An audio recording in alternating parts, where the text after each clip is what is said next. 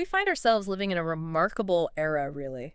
Artificial intelligence isn't just crunching numbers anymore. It's painting masterpieces, writing novels, composing symphonies, all in what feels like the blink of an eye. It really is breathtaking. It is. But this incredible capability, it immediately raises a monumental question, doesn't it? Mhm. What does this all mean for, human creativity and for the very fundamental idea of who owns what? It's a profound question, definitely. And you're right, the rapid ascent of generative AI, it fundamentally challenges the bedrock principles of copyright law. Yeah. So today, we're taking a deep dive into a really critical study, one commissioned by none other than the European Parliament's Committee on Legal Affairs. Right. It's titled Generative AI and Copyright, Training, Creation, Regulation, and it was published in July 2025. Think of this report as essentially a detailed map. It's guiding us through the legal earthquake that AI has quite literally unleashed across Europe. A legal earthquake. That's a good way to put it. So our mission with this deep dive, then, is to truly unpack how generative AI is shaking up EU copyright law, right down to its foundations. Exactly. We'll explore the significant legal mismatch between how these powerful AI models are trained and, well, our existing copyright rules. We'll also grapple with the incredibly uncertain status of the content AI actually creates. Yeah, the output side. Right. And finally, we'll examine the very real structural risks this whole scenario poses for the future of creativity right here in Europe. Ultimately, what we're searching for are, clear pathways. We need effective rules that can delicately balance this incredible innovation with the essential protection and, crucially, fair remuneration of human authors. So as you're listening to this, what's already sparking your curiosity about this complex landscape? What struck me most immediately about this study is its core argument. It suggests the primary challenge here isn't the technology itself, revolutionary as it is. Instead, it's about how we interpret, or perhaps misinterpret, our existing legal principles in light of this new technology. Ah, interesting. The report's message is surprisingly direct, really. It says, don't contort copyright law to fit AI. Right. Rather, ensure AI development is designed to respect and uphold core copyright principles like authorship, originality, and that fundamental right to fair remuneration. So flip the script, basically. Precisely. We're going to walk you through the study's meticulous analysis, taking it one topic at a time, to give you a truly complete picture of this pivotal debate. Okay, so as we mentioned, generative AI is rapidly transforming creative workflows. I mean, it's happening across almost every sector you can imagine: graphic design, music production, even scientific research. Everywhere. And with this transformation come profound legal and ethical concerns. At the heart of the matter, these AI systems are trained on absolutely vast data sets. Huge amounts of data. And critically, these data sets often include countless human-made works, think entire libraries of books, millions of images, gigabytes of musical compositions, and frequently this training happens without explicit consent from the original creators or any form of compensation for their intellectual property. Which is the core problem, really. Exactly. This immediately brings us to the two major legal challenges that the report tackles head-on. First is using all these copyrighted inputs for AI training even lawful under existing EU law. And second, once the AI has done its incredible generative thing, can those AI-generated outputs themselves be protected by copyright? And if so, by whom? You've hit on the crux of it. The report is unequivocal on this point. EU copyright law remains fundamentally human-centric. Human-centric. Good. This means that for a work to receive copyright protection under current rules, it absolutely requires human creativity and human authorship. Right. This immediately places most purely AI-generated outputs, those created entirely by a machine without significant discernible human input outside the current scope of copyright protection. So AI alone doesn't cut it. Not under current EU law, no. Furthermore, our existing text and data mining, or TDM, rules in the EU's copyright in the Digital Single Market Directive, the CDSM directive. Articles 3 and 4. Exactly, Articles 3 and 4. They were simply never designed to accommodate the sheer scale, the commercial nature, and the expressive ambition of large-scale AI model training. They were meant for something else entirely. Pretty much. This leads directly to significant legal uncertainty, leaving both the innovative AI developers and the often vulnerable creators in a kind of regulatory limbo, waiting for clear guidance. So before we dive deeper into the legal complexities, let's just make sure we're all on the same page.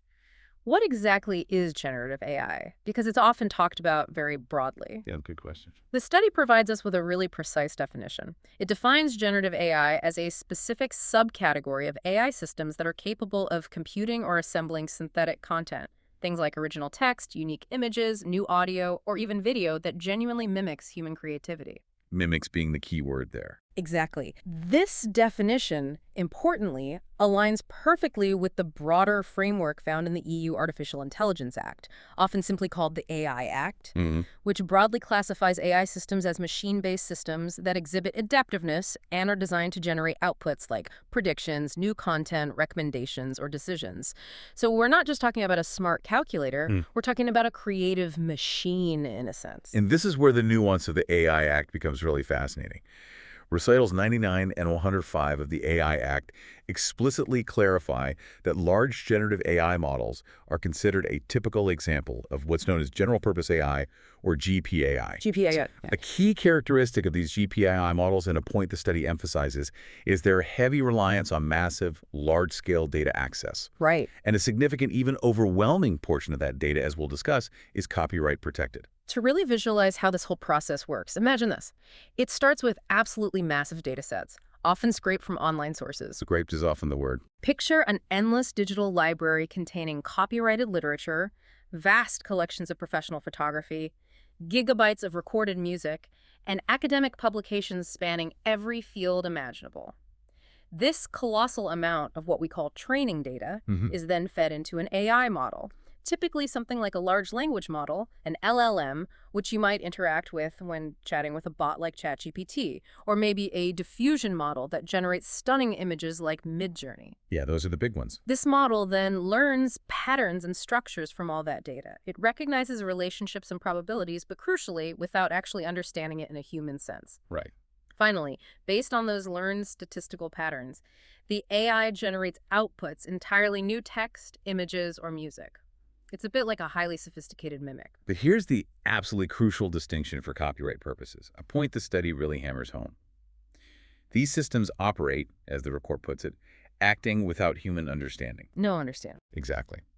Unlike human learning, which integrates meaning, reflection, critical thinking, and contextual knowledge, AI models, particularly LLMs, fundamentally extract and reproduce statistical patterns from the mined materials. So it's just math, basically. In a very sophisticated way, yes. Yeah. They're effectively making sophisticated statistical copies or derivations of fragments of existing works, rather than genuinely comprehending them. They can synthesize seemingly coherent results using advanced natural language processing, pattern recognition, and probabilistic modeling, but they fundamentally lack consciousness, intentionality, or the capacity for genuine original thought. Wow. So they don't learn in the same way you or I would. They don't grasp the meaning of the words or images, only their statistical relationships and structures. This fundamental difference between human and artificial creation, that's where the lines really begin to blur, creating a complex legal and ethical challenge. It raises not only significant legal and economic concerns about ownership and value creation, but also profound ethical questions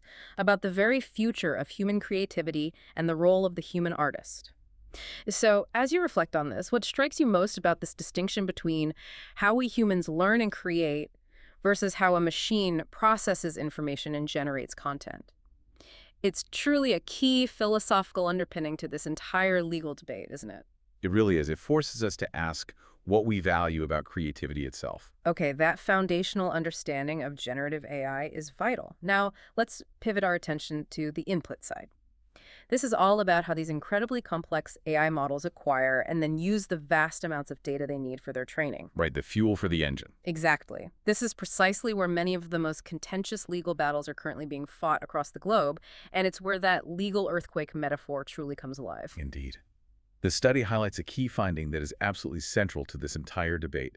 AI training inherently involves the systematic reproduction of protected works. Systematic reproduction. Think about it. To build these sophisticated models, developers must copy and store massive data sets. These aren't small collections. They can range from entire digital libraries of books to vast catalogs of music and millions of high-resolution images. Just enormous scale. Enormous. This immediate act of copying and storing copyrighted material raises clear copyright concerns under both EU and international law. Specifically, Article 2 of the InfoSoc Directive gives authors the exclusive right to authorize or prohibit such acts of reproduction of their works. So it's right there in the law. It's not a subtle point. It's a Yeah. direct fundamental act of copying that copyright was designed to regulate. Hashtag 2.1. The misalignment with EU text and data mining TDM exceptions. Now, the EU does have specific text and data mining, or TDM, exceptions within its CDSM directives, specifically Articles 3 and 4. Article 3, for instance, allows TDM for scientific research by eligible institutions, think nonprofit universities or public research bodies, and crucially, under this article, no opt-out is possible for right holders. Right, that's for research. Article 4 is broader. It permits TDM by any user, including commercial entities, as long as they have lawful access to the content. But here's the catch, and it's a big one. It does allow rights holders to explicitly opt out. And this is where the study makes a really powerful argument. These TDM exceptions were, very clearly, not designed to accommodate the expressive and synthetic nature of generative AI training. Not their original purpose. Absolutely not. Applying them to Gen AI, the report argues, risks a fundamental distortion of their original purpose. Unlike standard TDM, which focuses on extracting factual patterns, trends, or insights from data, essentially, learning about the data. Analysis. Exactly, analysis. Generative AI systems internalize and replicate expressive content. That's the style, the structure, the artistic choices, the very essence embedded in the works. This qualitative difference, the study posits, arguably places generative training entirely outside the intended analytical scope of current TDM exceptions. It's a critical distinction. And this misalignment has very real practical consequences for everyone involved, doesn't it? Oh, definitely. The ambiguity around terms like lawful access and appropriate opt-out is creating an absolute compliance nightmare for AI developers. For creators, it makes enforcement incredibly difficult. For example, can content scraped from a trial account or material accessed behind a paywall truly be considered lawfully accessed for the purpose of mass training? That's a huge gray area. And how exactly should an opt-out be communicated in a suitable manner? The directive suggests some examples, but there's no standardized format or technical specification across the industry. Right. No common standard. This leads to wildly inconsistent methods across platforms and publishers, resulting in what the study frankly calls a pseudo-permission system. It looks like permission, but it often isn't truly effective. This pseudo-permission system, particularly under Article 4, often fails to offer meaningful protection at the scale required in the age of AI. Yeah, the scale is the problem. The study points out that the opt-out mechanism places a significant, sometimes insurmountable burden on authors. They must actively reserve their rights, often requiring a level of technical literacy that many individual artists or small creators simply don't possess. So the onus is on the creator. Completely. This can be seen as directly conflicting with the Berne Convention's foundational principle that copyright protection should not be subject to formalities. In other words, your copyright should arise automatically with creation, not require you to jump through technical hoops just to opt out of an AI using your work. So this pervasive legal uncertainty isn't just an abstract legal debate for scholars, is it? Not at all. It's genuinely hindering technological innovation by creating significant compliance risks for AI developers, and at the same time, it's profoundly undermining the essential protection of creators. It leaves all stakeholders, frankly, in a pervasive regulatory limbo. It really does. Nobody knows exactly where they stand. Here's where the conversation really needs to get a little bit into the technical weeds, I think.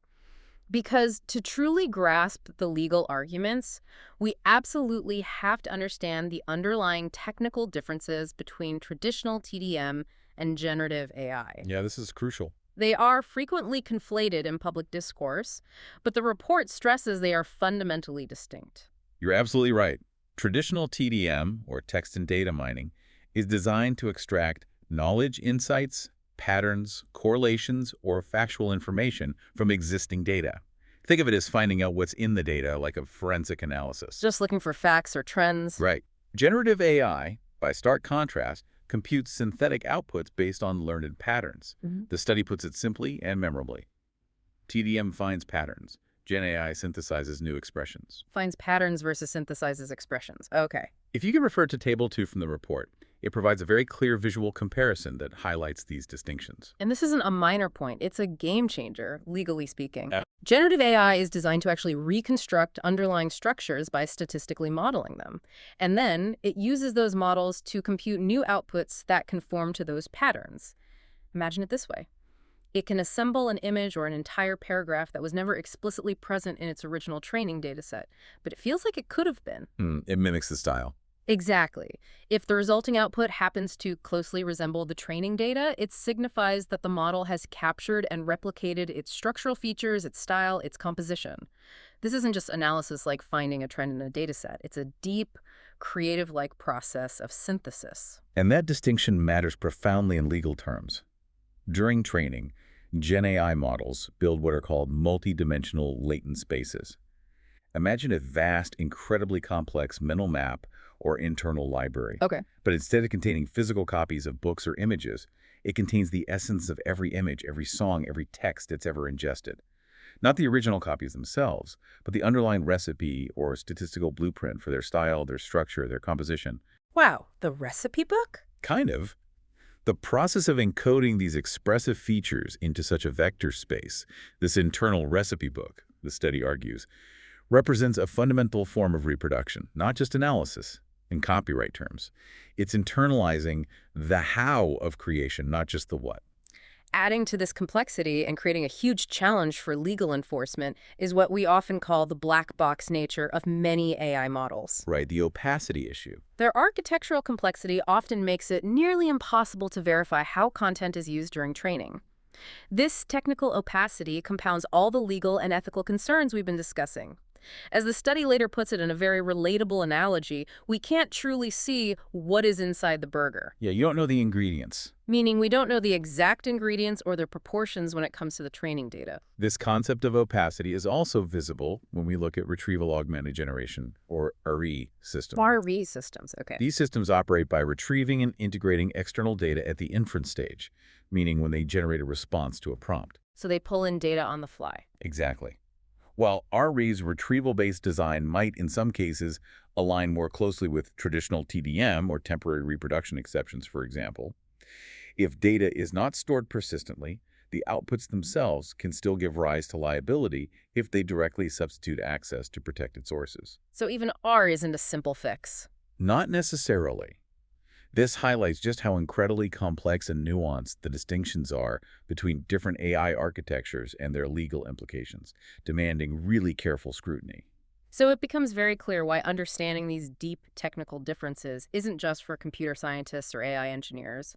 It is absolutely crucial for any meaningful legal and policy discussion around generative AI and copyright. Definitely.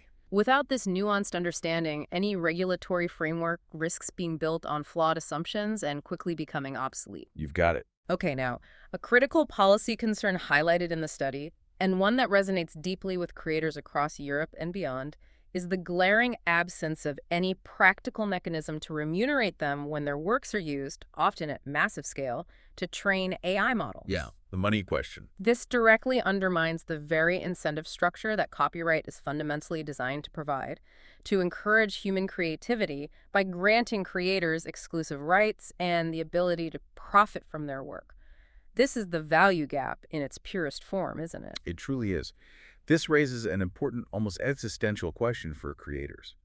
Why is there no payback for this foundational contribution? Right. Where's the compensation? The current TDM framework in the EU, particularly Article 4 of the CDSM directive, is described by the report as a mandatory fee-free exception. Fee-free. Wow. This means that unlike many other EU copyright exceptions, such as private copying, which are often paired with a levy to compensate creators. Like a blank tape levy back in the day. Exactly like that. TDM imposes no duty whatsoever to inform, credit, or remunerate authors whose works are ingested into these vast AI training datasets. This leaves creators without any enforceable mechanism to authorize, deny, or license the use of their works for AI training on negotiated terms. They are effectively giving away their raw materials for free. This inherent lack of compensation creates what the report starkly calls a value gap. where creators provide the raw foundational materials, their intellectual labor and copyrighted works. But intermediaries, specifically the AI developers, are the ones who capture immense economic value from these aggregated data sets. All the value flows one way. We're already seeing the very real consequences of this in high-profile legal disputes making headlines. Cases like the New York Times Conti v. Microsoft Core and OpenAI in the US, or Getty Images v. Stability AI in the UK, and even in Europe with GEMA, Germany's collective management organization, initiating legal proceedings against OpenAI and Suno. Yeah, Jima's case is significant. These cases clearly demonstrate the growing legal pushback and the perceived insufficiency of existing safeguards. It's not just a theoretical problem, it's playing out in courtrooms right now. And while the new EU Artificial Intelligence Act, the AI Act, does introduce some transparency obligations specifically, requiring providers to disclose sufficiently detailed summaries of training data. Right, the summaries. The study argues this approach is structurally inadequate. Such summaries are highly likely to be vague and incomplete, especially given the strong trade secret protections in place for AI models. So you don't really know what's in them. Exactly. Furthermore, the AI Act, in its current form, presupposes the legality of TDM-based AI training, but crucially doesn't affirm it. It assumes it's legal, but doesn't make it legal. Precisely. It's seen more as a procedural step, a disclosure requirement, not a substantive legal authorization for the underlying large-scale use of copyrighted materials. This leaves the core legal question unanswered. This fundamental problem is echoed loudly and clearly by civil society across Europe. Authors, artists, performers. They're calling for an immediate halt to the unlicensed use of creative works for AI training. There's a lot of anger out there. They feel that the TDM exception is being stretched and distorted far beyond its original intent, solely to benefit powerful AI developers at the direct expense of individual creators and the broader creative economy. And it's hard to argue with that feeling, given the current setup. Hashtag 2.4, moral rights as a regulatory pressure point. Now, beyond just economic compensation, there's another crucial dimension that often gets overlooked in these discussions, and it touches on something deeply personal.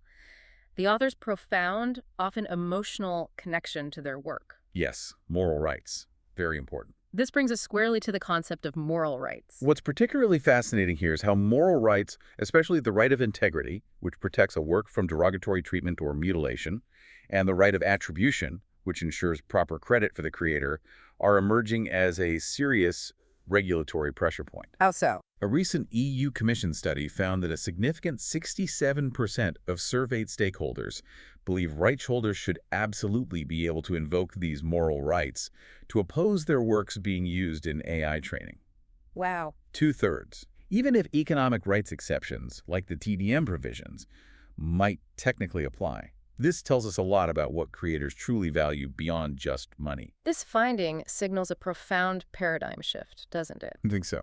Creators are not just concerned with financial exploitation or receiving royalties, as important as that is. They are equally, if not more, concerned with the symbolic, ethical, and reputational consequences of their works being used in opaque and potentially distorting AI systems. Absolutely. Imagine, for instance, an AI mimicking a distinctive artistic style in a way that generates content antithetical to that artist's values, or using a writer's prose to generate misinformation or hate speech. That's a nightmare scenario for a creator. It directly impacts their very identity as an artist and their standing in the public eye. The challenge of enforcing these moral rights, however, is greatly compounded by their fragmentation across different EU member states. They're not harmonized. Not fully, no. Unlike economic rights, moral rights are not fully harmonized at the EU level. Without minimum EU alignment on these crucial rights, it creates significant legal uncertainty and makes it incredibly difficult for authors to enforce them effectively across borders. This leads to potential forum shopping, where creators have to seek out more favorable national laws, which is inefficient and unequal. So, another layer of legal complexity. Unfortunately, yes. So, with all this complexity and internal debate within the EU, what does this all mean in a broader global context? How are other major jurisdictions tackling the copyright implications of AI training? And perhaps more importantly, what lessons can Europe draw from their experiences, both positive and cautionary? That's a great question. This study provides valuable comparative insights from three major players: Japan, the United Kingdom, and the United States, each offering a distinct approach that Europe can learn from. Okay, let's hear them. Let's start with Japan. They have a notably broad statutory TDM exception. Its legal reasoning rests on the idea that copyright is only infringed when a work is used as a work, meaning in a way that directly communicates expressive elements to human users. So only if it's used like the original work? Essentially, yes. This approach clearly prioritizes innovation, aiming to simplify compliance for AI developers, potentially at the expense of creator control. However, it's highly debatable if it aligns with the EU's more cautious, author-protective stance on creator rights. It represents one extreme of the spectrum. Okay, what about the UK? The United Kingdom recently proposed a commercial TDM exception that essentially mirrors the EU's Article 4, adopting that opt-out model. So similar to the EU's current setup. Yes, but this proposal has faced substantial scholarly criticism for placing a disproportionate burden on rights holders and potentially aligning copyright policy too much with AI industry interests, neglecting fundamental normative foundations of copyright. So warnings there. In essence, the study suggests it could serve as a cautionary insight for the EU, highlighting the pitfalls and creator backlash that such a system might face. Right. And the US? In stark contrast, the United States has never codified a specific TDM exception. Instead, it relies entirely on its flexible fair use doctrine, which is determined on a case-by-case basis by courts. Fair use. Right. Always complex. Always.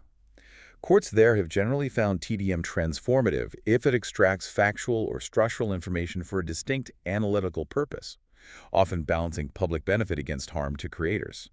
Interestingly, in practice, there's an increasing reliance on settlement agreements and licensing negotiations in the U.S.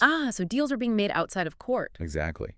This suggests that voluntary agreements, rather than solely legal interpretations, are becoming a key mechanism for managing AI training rights there. It highlights a more market-driven approach. Interesting. Any others? And finally, Switzerland offers another pragmatic example with a notably broader copyright exemption for research, including commercial research, without the narrow limitations seen in EU law, providing more flexibility for AI development within its borders.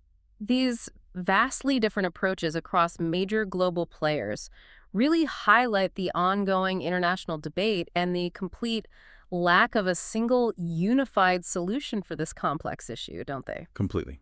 There's no global consensus yet. And it's not just national governments grappling with this.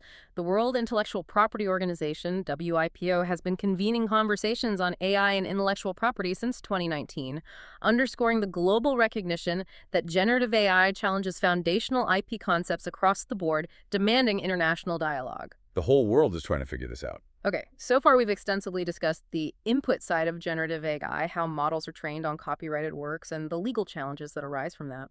The training data dilemma. But now, let's shift our focus to the equally critical output side, the legal status of the content that AI actually generates. If an AI creates a compelling image, a piece of text, or a new song, who owns it? Can it even be protected by copyright at all, especially if no human hand directly guided its creation? This is where the EU's human-centric approach to copyright faces one of its biggest tests. A key finding of the study states unequivocally that fully machine-generated outputs should remain unprotected. AI-assisted works require harmonized protection criteria. Unprotected if purely machine-made, that's clear. This is a fundamental position that guides much of the report's recommendations regarding the output side, aiming to preserve the essence of copyright. EU copyright law, as consistently affirmed by the Court of Justice of the European Union, the CJEU, is fundamentally human-centric. We keep coming back to that. It means it requires the author's own intellectual creation for a work to qualify for copyright protection. The direct and perhaps surprising consequence of this principle is that most purely AI-generated outputs, those created entirely by an AI without significant human intervention, currently fall outside the scope of copyright protection in the EU. They just don't meet the legal standard. They are considered to lack the human spark of creativity. And this brings us to a core dilemma for policymakers. Does this strictly human-centric approach still make sense in the era of increasingly advanced generative AI? Yeah, is it outdated? The European Parliament, acknowledging this very challenge, addressed this question head-on in its 2020 resolution. It explicitly rejected granting legal personality to AI systems. So no copyright for robots. Basically, yes. Yeah. Thereby reaffirming that copyright protection should remain anchored firmly in human intellectual creation. The underlying philosophy is that copyright exists to incentivize human creators, not machines. Yet the technology is moving at a dizzying pace. Generative AI models are increasingly capable of producing novel, contextually rich, and stylistically coherent outputs that are often, frankly, indistinguishable from human creations. Sometimes you really can't tell. They can exhibit what Margaret Bowden, a renowned AI scholar, calls combinational creativity, combining familiar ideas in new ways, or even transformational creativity, which involves fundamentally reshaping conceptual spaces. This trend significantly complicates the traditional binary distinction between human and artificial creation, making it much harder to say definitively this is human and this is machine. It really blurs the lines. Yeah. But despite the impressive and often surprising capabilities of AI, the study argues strongly for maintaining the human-centric approach to copyright. Okay, why? What are the reasons? It provides several compelling reasons why this is not just a legalistic stance, but a necessary policy choice. 1. Encouraging human creativity. Granting copyright to purely machine-generated outputs, absent meaningful human involvement, would directly undermine copyright's very purpose, promoting human authorship and fostering cultural enrichment. Copyright is simply not designed for rewarding machine activity. It's about supporting human endeavors. Right, incentivizing people. 2. Economic distortions. Allowing AI-generated content to receive copyright protection could flood markets with an unprecedented volume of material, creating unfair competition and significantly devaluing human authorship. Professional creators would face a systemic disadvantage against automated systems that can generate endless volumes of content at minimal cost. So humans couldn't compete. It would be very difficult. 3. Market concentration. Granting rights to AI outputs could further concentrate economic value with a few dominant technology platforms that develop and deploy these AI systems. This destabilizes incentives for professional creators, erodes the overall creative economy by reducing opportunities for human artists, and could lead to a less diverse cultural landscape. Power flows to the big tech companies. And 4. International fragmentation. Recognizing sui generis, or unique rights, in non-human content could lead to significant fragmentation in global copyright enforcement and complicate cross-border licensing and recognition of works. A fragmented system would be a chaotic one. So as you can see, this isn't just a dry legal debate about definitions. It's a truly philosophical and economic argument that cuts to the heart of our values. Absolutely. It asks, how do we preserve the human element, the human spark in creativity, and ensure that copyright continues to serve its intended purpose in the age of advanced AI, supporting the artists, writers, and musicians who enrich our lives? A fundamental question for our time. Okay, so if purely AI-generated outputs are generally unprotected in the EU because they lack that human creative spark, what about that fascinating gray area of AI-assisted creation? Yes, the hybrid works. That's where humans interact with AI tools to varying degrees. Think of a graphic designer using an AI to generate initial concepts, or a writer using an AI chatbot for brainstorming. Where exactly do we draw that crucial line for copyright protection in these hybrid creations? This raises an important question for policymakers and creators alike, one that has immediate practical implications.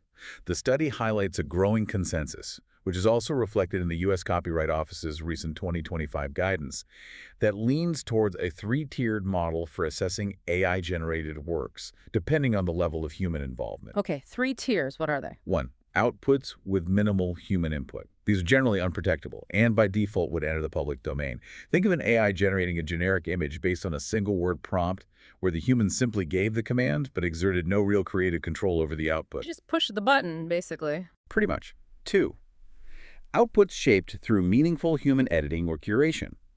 These could potentially be protectable, but only depending on the human's significant creative choices in selecting, arranging, or modifying the AI's output.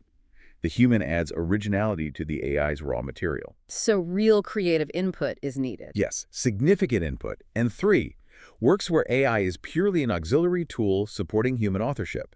In these cases, the human retains primary creative control, and the AI is merely a technical brush, a word processor, or a research assistant. Here, the work is clearly protectable, as the human's creativity is dominant. Like using Photoshop or a spell checker. Exactly. It's just a tool. So for assessing authorship in these hybrid creations, courts and policymakers might consider a range of factors. It's not just the mere fact of human interaction, but the quality of that interaction, right? Precisely. They might look at the depth of human intervention, the autonomy of the AI system itself in generating the content. Did it do most of the heavy lifting creatively?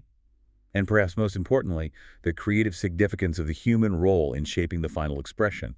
Did the human make aesthetic choices, selections, or modifications that truly transform the AI's output? Those are the key questions. The study recommends that the EU issue authoritative guidance and clear public info sheets to clarify this nuanced distinction.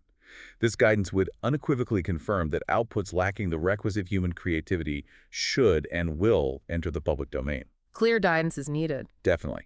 It also suggests developing a voluntary EU AI output labeling toolkit with machine-readable metadata tags, for example. A tag like AI output.public domain or AI assisted.human originality to improve clarity for users and prevent what the report calls over-enclosure of the digital commons. Preventing claims on public domain stuff. Exactly. Where unprotectable AI content is mistakenly claimed as copyrighted, potentially stifling follow-on creation. This kind of practical guidance with clear examples and even technical tools is absolutely key for you as the learner of this complex topic to understand the implications of generative AI on your own creative work or when you encounter AI-generated content in the market. It offers a roadmap for creators and users alike. Hopefully making things clearer for everyone. Now, beyond just the questions of originality and ownership for AI-generated works, these outputs introduce significant and often immediate economic and legal challenges. How do they disrupt existing value chains and market dynamics within the creative industries, potentially turning them upside down? Well, the study warns that these outputs introduce pervasive market displacement risks. Market displacement, okay. Imagine a sudden, overwhelming flood of high-quality AI-generated stock photography or background music. This abundance can rapidly undermine traditional licensing structures for human creators and, critically, risks concentrating economic value in the hands of a few dominant platforms that control the most powerful AI models. Driving down prices and concentrating power. Exactly. This could lead to cultural homogenization, where distinct styles or voices are drowned out by algorithmically optimized content, and it can profoundly destabilize the financial incentives for professional human creators, posing serious structural risks for Europe's entire creative sector. This isn't just theory or speculation, is it? It feels like a tangible threat that's already playing out. It is.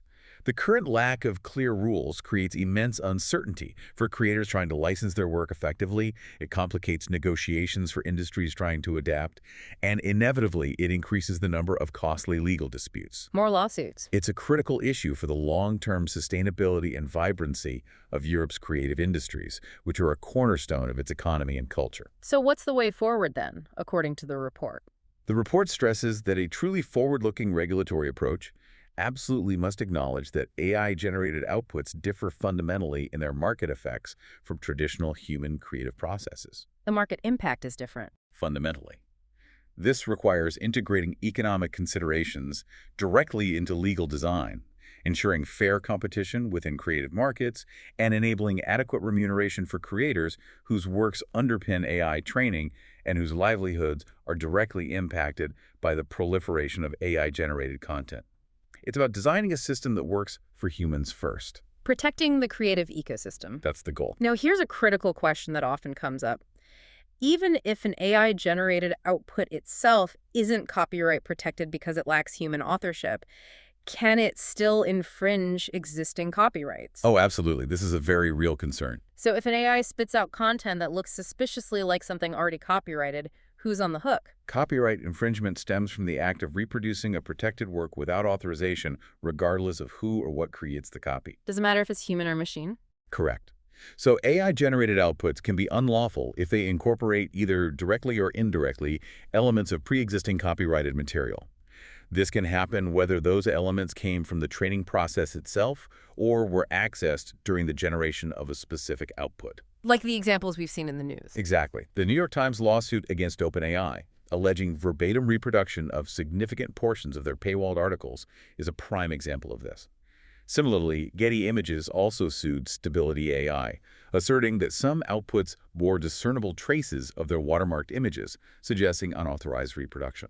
So the evidence can be in the output itself. Sometimes, yes. The technology may be new, but the underlying principle of infringement remains. So if you're interacting with a chatbot that, say, summarizes news articles for you, even if it's not a direct, literal copy of an entire article, could that act still be considered an infringement? Yes, potentially. And the study delves into this nuance. It points out that some AI-generated outputs, particularly those disseminated through chatbots or automated search agents, may constitute a communication to the public under EU law, specifically Article 3.2 of the InfoSoc Directive. Communication to the public. Okay. If the AI system circumvents the original licensing environment, for instance, by providing a summary that directly substitutes access to a licensed source, like a news website that charges for subscriptions, then it could be considered infringement. Even if it's a summary. Yes, this applies even if it's not literal reproduction. If it acts as a functional substitute, meaning it provides the core value of the original work without requiring the user to access or pay for that original, then it significantly impacts the normal exploitation of the original work. Yeah. That matters legally. That's a really important point about functional substitutes. It is. This immediately raises the crucial question of liability. Who is responsible in these scenarios? Is it the user who prompts the AI, for example, by typing, "Draw Mickey Mouse in the style of Picasso and make it a little blue"? Yeah, the prompter. Or is it the AI service provider who built and deployed the model that facilitated this? The study acknowledges this inherent complexity and the blurred lines. While the user might theoretically be liable for creating an unauthorized derivative work through their specific prompt, the Court of Justice of the European Union, in a pending case, C-250205, like Company v. Google Ireland, is likely to affirm that the AI service provider can and should be held liable. So the provider, potentially. Why? This is a critical development because the system's architecture and its underlying training choices fundamentally determine the scope and fidelity of the output. If the chatbot reliably generates protected material upon a user's prompt, the provider is effectively enabling and facilitating that unauthorized reproduction, and their control over the model gives them a clear responsibility. So this would effectively put AI developers on notice that they risk infringement if their models output non-trivial portions of copyrighted text or other content, shifting the burden of prevention onto them. Precisely. The study suggests a range of preventive measures to mitigate these risks. These include technical filters embedded within AI models to prevent the reproduction of large verbatim passages, Filters, okay. watermarking of AI-generated content for improved traceability, and creating comprehensive databases of known protected works to enable output comparison before content is released. Ways to check the output. Ultimately, the CJEU's ruling in case C-250225 will be a significant signal, indicating that EU copyright law requires fine-tuning to ensure creators are fairly compensated and their rights are upheld in the face of these new, powerful technologies. A very important case to watch then. Okay, given all these complex challenges we've unpacked and the current legal ambiguities surrounding generative AI, what are the actual solutions? This study doesn't just identify problems, it offers a comprehensive set of policy options and recommendations to navigate this complex terrain, aiming to build a future-proof legal framework for Europe. Right, moving towards solutions. The fundamental starting point, which the report repeatedly emphasizes is crucial, is that AI learning is not functionally equivalent to human study from a legal perspective. Not the same as a human reading a book. Not at all. When generative AI models are trained, they don't just extract abstract ideas or facts. They copy and process the actual expressions found in copyrighted works, internalizing their style and structure. This is a crucial distinction that must underpin any regulatory approach. The expression itself is copied. Yes. The architecture of these models, often described as black boxes, means it's nearly impossible to verify precisely how expressive elements are processed, stored, or transformed, creating a credible and systemic risk of large-scale, unlicensed content reproduction. The study drives this point home with a powerful and very relatable analogy, one that stuck with me. Imagine a hamburger made from unknown traces of dozens of different meats, with absolutely no indication of origin, quality, or safety. Yeah, the hamburger analogy. That would be completely unacceptable in food safety regulation, right? Of course. Yet, a very similar lack of transparency and traceability currently applies to the datasets used in generative AI. The raw material of generative AI is human creativity, and the report argues it must be treated with equivalent care, ensuring we know what is inside the burger. We need to know the ingredients of the AI. Meaning, what copyrighted works are truly fueling these models. This leads directly to the application of the precautionary principle. When large-scale, opaque data creates systemic risks, such as displacing creative labor, diluting economic rights, or eroding cultural ecosystems, regulators should proactively implement robust safeguards. Be cautious when the risks are high and unknown. Exactly. The policy recommendations within the report are structured around 3 core guiding objectives designed to operationalize this precautionary approach. Okay, what are the objectives? 1. Legal clarity. This means definitively defining permissible AI training practices and precisely clarifying the copyright status of AI-generated outputs under EU law. Clear rules. 2. Transparency and accountability.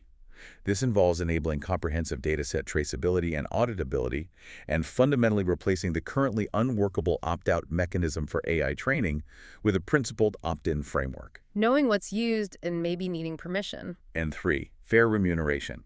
This objective focuses on establishing concrete operational mechanisms to ensure that those whose works are used in AI training receive equitable compensation for their contributions. Making sure creators get paid. Collectively, these objectives aim to ensure that AI development unfolds in a way that aligns with Europe's deeply held values of fairness, innovation, and cultural sustainability. A balanced approach. That's the aim. Okay, let's unpack this framework for evaluating policy solutions because it's a really unique and incredibly useful tool for policymakers. The study introduces something called the three-pillar accountability test. Yes, the accountability test. It's quite neat. It's designed to assess whether any proposed legal rules addressing generative AI actually uphold essential core requirements that benefit both creators and the market. This test checks 3 basic conditions for any proposed solution, as outlined clearly in Table 6 of the report. It's like a checklist for responsible AI policy. Okay, pillar 1. First, epistemic accountability, which is essentially about transparency.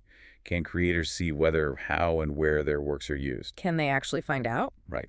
Today, as we discussed, dataset summaries provided by AI companies are often unverified, and opt-out tags vary wildly by site, making it incredibly difficult for creators to know what's happening with their content at scale. It's opaque now. Exactly. A proposed fix would involve creating one EU-wide, machine-readable "Do Not Train" tag.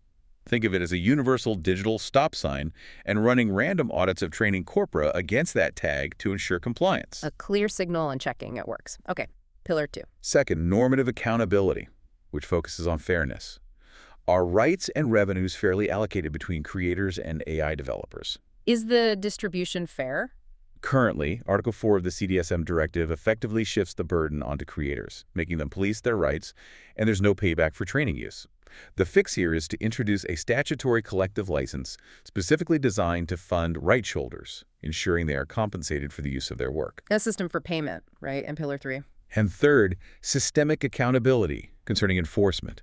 Is there an effective EU-level body with the power to police compliance with these rules? Can the rules actually be enforced? Right now, the EU Intellectual Property Office, UUIPO, lacks audit power for AI training, and the new EU AI Office lacks a specific intellectual property brief, meaning courts often act only on a case-by-case basis after damage is done. A gap in oversight. Yes. The solution proposed is to create a dedicated AI and copyright unit within the AI Office, working in coordination with UIPO and collective management organizations, CMOs, to audit datasets, monitor the market, and recommend enforcement actions. A dedicated unit. Okay. The study frames this test as a practical traffic light system, as seen in Table 8. If a proposal turns green in all 3 rows, meaning it effectively addresses transparency, fairness, and enforcement, it passes the test and is deemed a robust solution. Simple but effective check. This framework is incredibly helpful because it clarifies priorities, helps filter out half measures before legislative time is spent, and helps future-proof the law for new AI practices that are constantly emerging, like text-to-video or advanced voice cloning. So for you, listening, what strikes you most about how these 3 pillars might fundamentally transform how policymakers evaluate future AI regulations? It's about building a robust, interconnected system rather than piecemeal solutions. It provides a very structured way to think about it. So if these are the accountability pillars, how does the EU actually build the institutional capacity to implement this framework and make it work in practice? You mentioned the new unit. Right. The study suggests a multi-pronged approach to foster collaborative governance and ensure legal coherence across the diverse landscape of AI and copyright. Okay. Indeed. Firstly, as we just touched on, it proposes creating a dedicated AI and copyright unit within the existing EU AI office. Okay, within the AI office. This unit would act as a crucial institutional interface between copyright law and AI governance. Its mandate would include concrete governance tasks like verifying dataset transparency, enforcing opt-out mechanisms, and providing technical advice on licensing models. This unit would complement, rather than duplicate, the UIPO's more knowledge-oriented role, focusing specifically on AI-related IP enforcement. Got it. What else? Secondly, at the parliamentary level, the report recommends establishing a JURI working group on AI and copyright within the European Parliament's Committee on Legal Affairs. Ah, a dedicated group in Parliament. Yes, this specialized group would ensure institutional continuity, robust democratic oversight, and consistent legislative follow-up, diligently monitoring judicial developments, such as that crucial case C-25025 we mentioned earlier. This ensures that the Parliament stays directly engaged and informed as the legal landscape evolves. Keeps the politicians in the loop. Makes sense. Yeah. And thirdly, and critically for immediate action, the study suggests launching a time-limited high-level expert group, or HLEG, on AI training and copyright by the fourth quarter of 2025. An HL. Okay. Like they did for AI ethics. Exactly like that model. Hmm. This HLEG, similar to past influential groups like the AI HLEG, would consolidate expertise from various fields, legal, technical, creative industry, build consensus, and deliver concrete technical and legal recommendations by mid-2026. A deadline for recommendations. Its specific mandate would be to clarify the opt-out mechanism for creators, support the auditability of training data sets, and explore feasible remuneration models, feeding directly into the Commission's upcoming 2026 review of the CDSM directive. This would provide detailed, practical solutions. This dual mechanism expert analysis meeting political oversight is designed to bridge the gap between complex technological realities and effective legislative action, reinforcing the European Parliament's central role in shaping a coherent, future-oriented copyright framework for AI.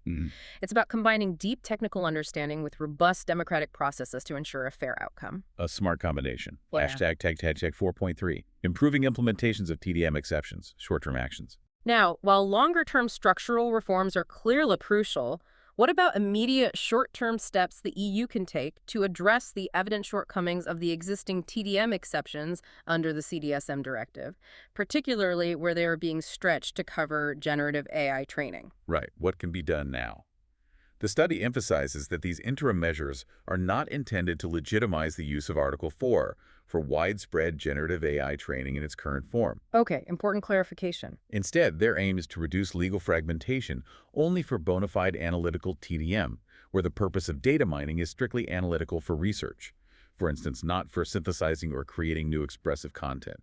These are about damage control for existing ambiguities, not a blanket permission for Gen AI. So tightening up the existing rules for their original purpose. Exactly.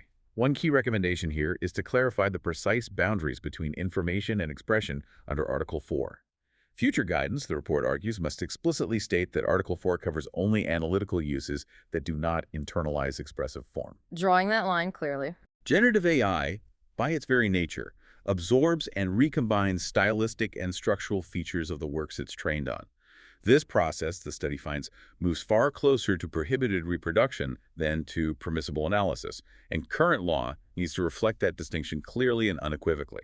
Okay, what else in the short term? The study proposes a layered approach to standardizing opt-out and lawful access conditions, as outlined in Table 10, designed to make existing rules work better in the short term. Layered approach. Like what? 1. Machine-readable signal. This means adopting a harmonized technical standard, something like an embedded no AI field in IPTCXIE metadata, which is commonly used for images, or an upgraded robots.txt 2.0 protocol for websites. A standard way to say don't train on this. Exactly, so that any work or web page can broadcast an opt-out in a machine-readable format that AI crawlers cannot ignore. Make it technically unavoidable. 2. Legal trigger. It would require developers relying on Article 4 to demonstrate both lawful access to content and full compliance with these machine-readable opt-out signals. Failure to do so would automatically move the use outside the TDM exception, triggering ordinary copyright infringement remedies. This puts the burden on the AI developer. Prove you followed the signal. And 3, transparency hook. These actors would also need to file a brief report, as required by Article 53 of the AI Act, listing content source categories and certifying their compliance with the opt-out standard. This provides a level of verifiable accountability. Reporting compliance. Okay. This layered model is designed to transform today's largely voluntary and ineffective opt-out signals into genuinely enforceable compliance mechanisms, creating more certainty for both developers and creators. Making the opt-out actually work. The study also directly addresses common objections to a stronger opt-in model for AI training, like fears of stifling innovation or being unworkable at scale. Yeah, the it'll kill AI argument. Right, by powerfully arguing that prior authorization is not an obstacle to innovation. It is a governance mechanism.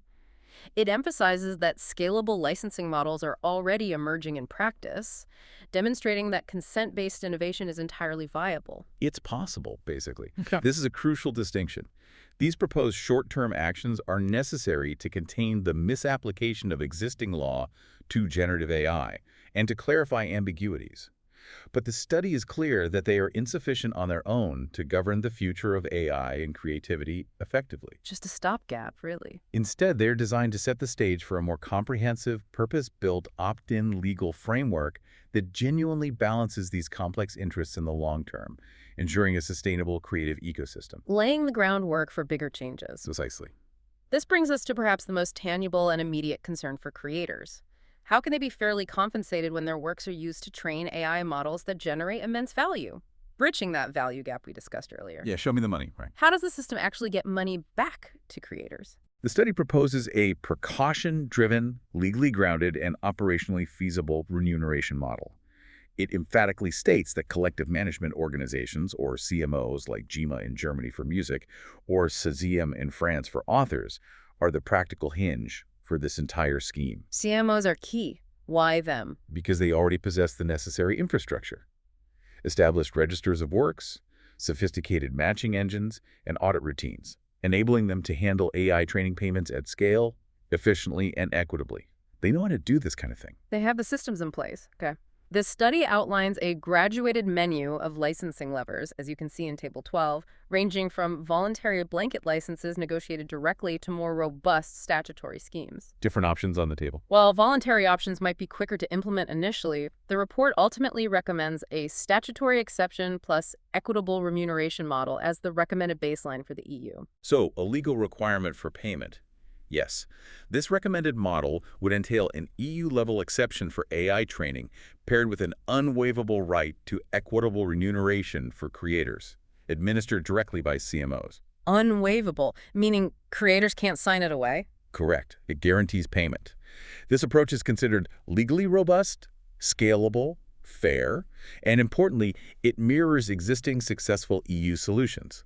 Think of cable retransmission rights, the artist's resale right, or Article 18 of the DSM directive, all of which provide for fair remuneration in specific contexts. So there's precedent for this. Absolutely. For AI developers, it's also more efficient and predictable than attempting to negotiate individual licenses for potentially billions of files, offering a one-stop shop for rights clearance. Simpler for them too, potentially. So if this model were adopted, how would this money actually be distributed back to the creators? How do you even track the usage when an AI is trained on such massive, diverse data sets without knowing the precise contribution of each work? That's the million-dollar question, isn't it? The study proposes a sophisticated, data-driven allocation model. Okay. This would combine the transparency disclosures mandated by the AI Act under Article 53, where AI providers summarize their training data sources, with existing metadata hubs, such as ICE for music or Mint for audiovisual works.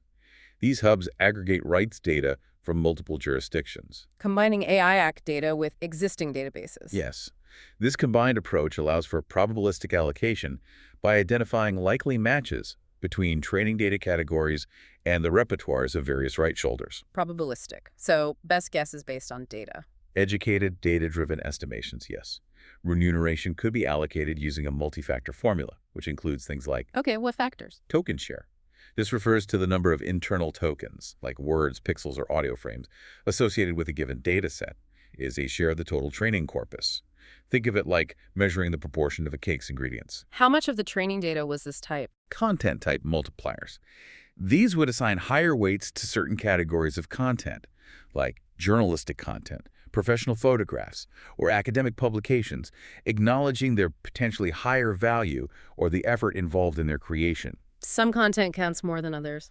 And potentially, usage impact indicators, where available logs or metadata indicating downstream reuse of the AI model, like through fine-tuning or API frequency by users, could also inform impact-based redistribution, attempting to link training use to commercial success. Trying to link use to value generated. That's complex. Very complex, but potentially fair. So there's a strong emphasis on enforcement and compliance within this proposed framework as well. It's not just about collecting the money, it's about making sure it gets where it needs to go fairly and transparently. Absolutely.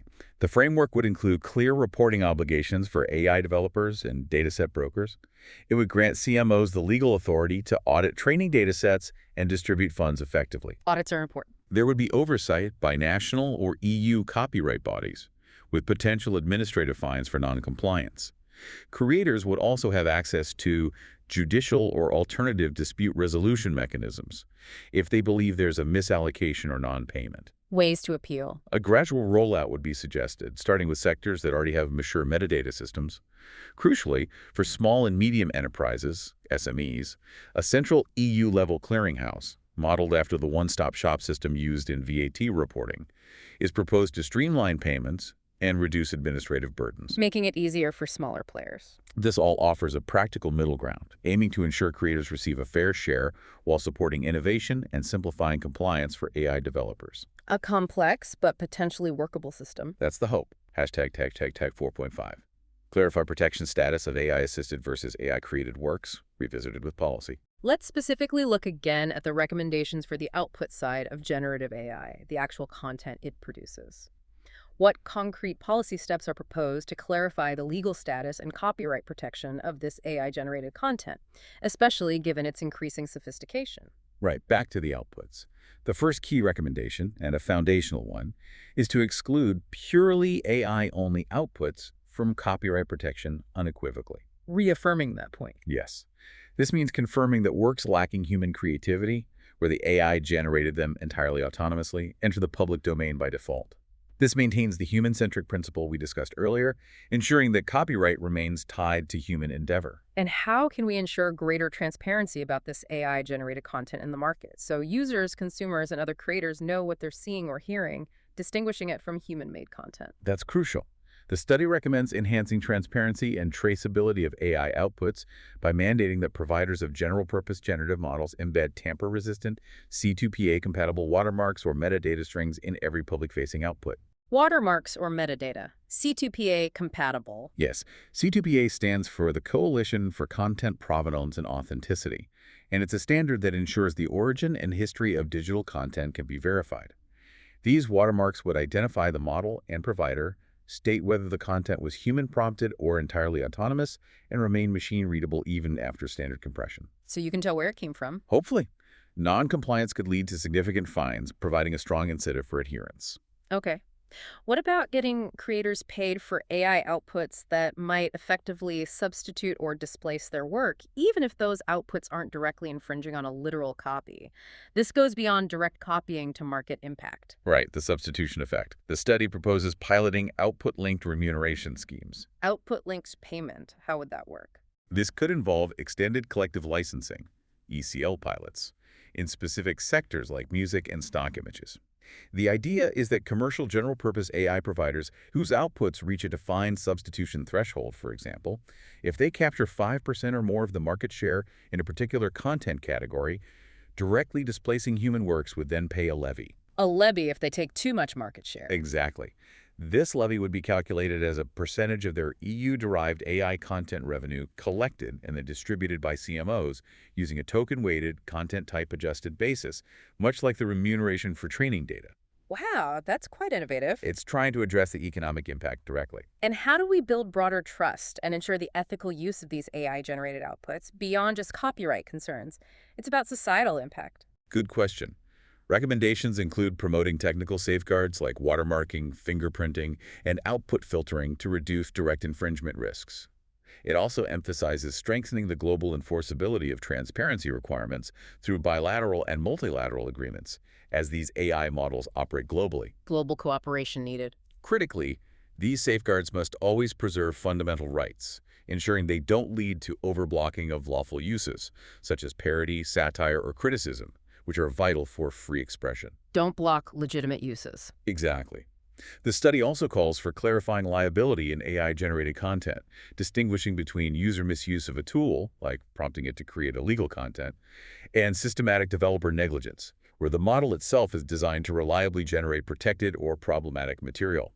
This distinction is crucial for accountability. User fault versus provider fault. A key distinction for the future. Hashtag tag tag tag 4.6. foster collaborative governance, and legal coherence. Finally, how does the EU ensure all these diverse policy elements work together synergistically for a coherent and sustainable future in the age of generative AI? It's about bringing it all together into a unified vision. Yeah, making it all hang together. A crucial element is adopting a balanced and forward-looking regulatory narrative. The report argues strongly against the false choice between unrestrained AI development and rigid copyright enforcement. Not either. Exactly. Both extremes are counterproductive and lead to suboptimal outcomes. Instead, it champions a middle path that facilitates legitimate and responsible access to creative works through lawful exceptions and licensing, while crucially ensuring that creators retain agency over their work and share in the benefits of AI-driven innovation. This balanced message needs to be explicitly embedded in all future EU communications and legislative proposals. Finding that middle ground. Part of that middle path involves proactively building the right data sets, doesn't it? Legal and ethically sound ones, reducing reliance on gray areas. Yes, precisely.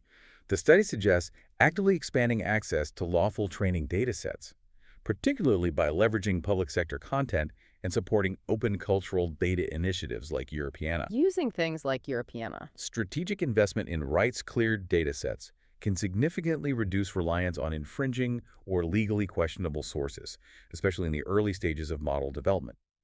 This shifts the focus from scraping to ethical sourcing. Building better foundations, and providing clear, practical guidance for everyone involved, creators, developers, even everyday users. Precisely.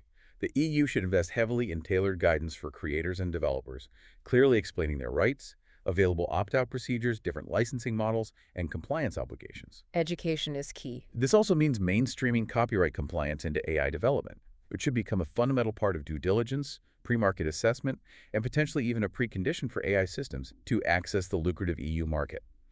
This integrates legal considerations into the very design process. Building it in from the start. The study emphasizes addressing other risks beyond just copyright, too, for a truly holistic approach to responsible AI. Indeed, this includes addressing the wider ethical risks of AI-generated content, such as deepfakes or the rampant spread of misinformation, through the adoption of ethics by design principles and comprehensive impact assessments. Tackling deepfakes and misinformation. It also calls for tackling market concentration and data access asymmetries by encouraging federated trading models, supporting AI data commons, and promoting non-discriminatory access to high-performance computing. Promoting fair competition. And finally, addressing the fragmentation risks linked to moral rights by considering minimum harmonization across member states to provide consistent and robust protection for authors' personal connection to their work across Europe. Harmonizing moral rights, too. This holistic approach aims to ensure that AI innovation aligns seamlessly with Europe's deep-seated values of fairness, cultural diversity, and human dignity, ultimately building a truly responsible and resilient digital economy that works for everyone. That's the overarching goal. A big task, but a necessary one. #outro. Wow. This deep dive has truly shown just how transformative generative AI is. It's challenging traditional legal categories from, how content is ingested for training all the way to how entirely new expressions are created. It truly puts EU copyright law to the test, demanding a serious reevaluation of its foundational principles in this new era. Absolutely. The study's message is clear and urgent. The EU must act with foresight. It needs to implement clear rules on input side and output side distinctions, harmonized opt-out or even opt-in mechanisms, robust transparency obligations, and equitable licensing models. A lot to do. It is. But this isn't just about technical legal fixes. It's about establishing an ethical, sustainable ecosystem where AI innovation can flourish without undermining the very creative economy that fuels Europe's cultural diversity and knowledge systems. It's a balancing act, but one that's achievable with clear policy. And it's a balance that ensures responsible AI development, genuinely respects human creativity, and reinforces Europe's leadership in both technological advancement and vibrant cultural production. It's about building a future where both can thrive, hand in hand. Well said.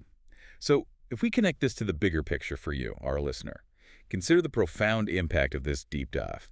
What stands out to you about the intersection of AI and creativity? And what ethical considerations, beyond just the legal aspects we discussed, do you think should guide its future development? Yeah, what else should we be thinking about? The report, towards its conclusion, outlines 3 potential future scenarios by 2030 for Europe's creative sector. Guided progress, where its recommendations are fully adopted and implemented. The ideal path. A litigious status quo, where fragmented implementation leads to ongoing, costly disputes, More fighting in court. or even creative erosion, a worst-case scenario where inaction fundamentally undermines creator income and cultural diversity. A bleak outlook. Which path do you believe Europe is currently on? And perhaps more importantly, what role do you see for yourself in shaping that future? A really provocative thought to end on. Lots to consider.